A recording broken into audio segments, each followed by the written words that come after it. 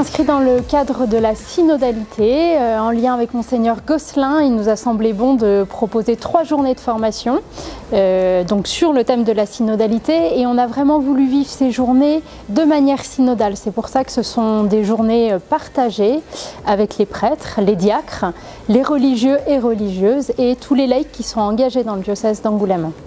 Il y a 3 journées dans l'année, donc une première journée aujourd'hui avec Monseigneur Joly sur le thème « Écouter, discerner et atteindre un consensus ». Il y aura une deuxième journée au mois de janvier, donc une spécifique pour les prêtres et les diacres et une spécifique pour les laïcs en mission ecclésiale et les religieuses. Et nous aurons une 3e et dernière journée de formation au mois de mai 2026.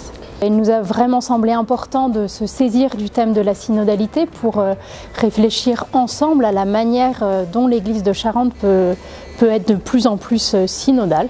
Ce type de journée qui permettent de petit à petit de créer une culture diocésaine commune. La synodalité, c'est un grand cadeau que Dieu fait à son Église. C'est mettre en place, de faire en sorte que chacun puisse participer à la vie de l'Église en tant qu'un sujet actif par notre baptême, et comment ensemble l'Église chemine, comme en fait dans toute l'histoire sainte, on voit qu'elle avance, chacun a apporté sa pierre. Et donc réfléchir à la dimension synodale de l'Église, c'est réfléchir comment répondre davantage ou de manière plus juste à ce que Dieu attend de son Église aujourd'hui. Et le Seigneur sans cesse nous réajuste, nous invite à un chemin de conversion pour qu'on puisse devenir l'Église qu'il attend de nous. Le fait qu'on réponde à la mission, que le Christ confie. Alors les baptisés, les fidèles laïcs, bien sûr, les consacrés, les personnes religieuses, les ministres ordonnés, l'évêque, et comment tout le peuple répond à l'appel de Dieu.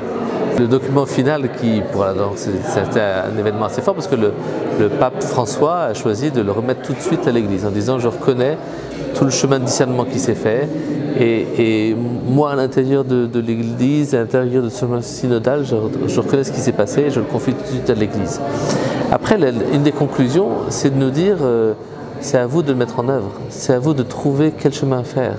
Donc ce document final qui est le fruit du discernement, on peut dire depuis 2021, donc de l'Église tout entière qui a cheminé, c'est un fruit qui vaut pour tous.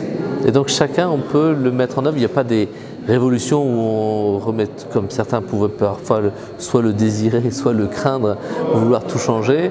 Le Seigneur nous dit des chemins pour s'ajuster, pour se convertir, pour entendre ce que Dieu attend des communautés, des paroisses, de chacun dans la paroisse des responsables, des chrétiens plus loin, de la manière d'accueillir la parole des plus fragiles, des plus pauvres. Donc il y a une sorte de chemin avec plein de lumières différentes que le synode propose à chacun dans l'Église.